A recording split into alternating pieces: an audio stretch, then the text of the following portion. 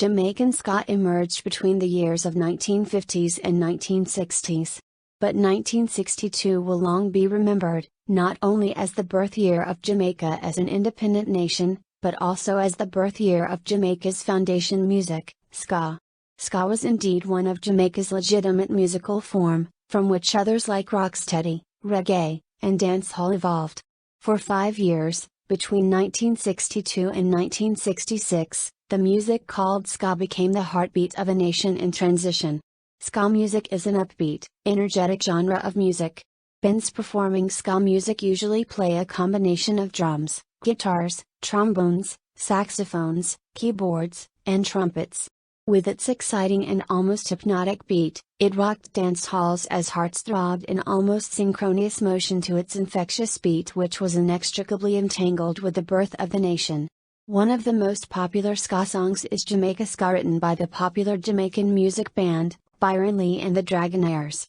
It is a feel-good song that can be enjoyed by everyone. And as the song says, everybody can do the ska. Ska went on to become Jamaica's first internationally recognized popular music expression. It is also remarkable to note that the birth of ska coincided with the birth or emergence of the careers of several Jamaican ska vocalists who, in turn, helped to popularize the genre. What did ska influence? In the 1970s, ska was a significant influence on British pop culture, and so-called two-tone groups, whose name derived from both the suits they wore and their often integrated lineups, such as the Specials, Selector, and Madness, brought punk and more pop into ska. There are multiple theories about the origins of the word ska. Ernest Raylan claimed that the term was coined by musicians to refer to the scaunt, scratching guitar strum. Another explanation is that at a recording session in 1959 produced by Coxsone Dodd, double bassist Cluett Johnson instructed guitarist Raylan to play like ska, although Raylan has denied this, stating Clue couldn't tell me what to play. A further theory is that it derives from Johnson's word skavovi, with which he was known to greet his friends.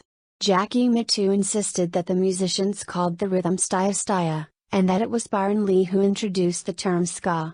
Derek Morgan said, guitar and piano making a ska sound, like ska also helped with the naming of the genre.